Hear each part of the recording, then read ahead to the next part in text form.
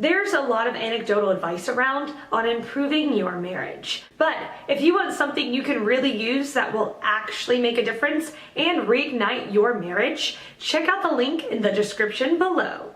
The question, how can I save my startup marriage while still working lots of crazy hours every year? Turns out you can work crazy hours and still have a life. Flickr/rebeccaselah might help. This is how I saved my marriage. Pete Menoi medium. He achieves a work-life balance with help from his smartphone. I do make time for a life outside of work. For example, right now I am coordinating a launch event, preparing for 2 international conference calls, and planning to take my girlfriend to the Dallas Food Festival. In this day and age we can do a lot of multitasking with our smartphones. His best survival hack is paying attention to his body. I eat clean, take good supplements, and exercise regularly. I have noticed that since I switched to a vegetarian diet last year, my energy levels have doubled. This young entrepreneur is familiar with the startup grind, having experimented with several business ventures.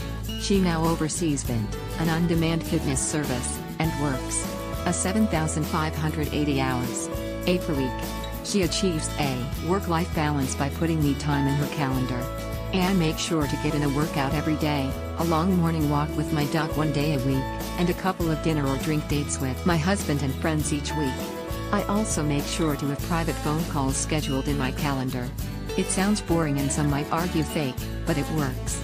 Consider me time appointments in your calendar as important as your board meetings, and suddenly you're forced into a work-life balance that makes you more creative, happy and clear thinking. Her career advice is to get creative and have fun. Do things because you love them, or because you really believe in the vision. Work should be an outlet for creativity, problem solving and having fun.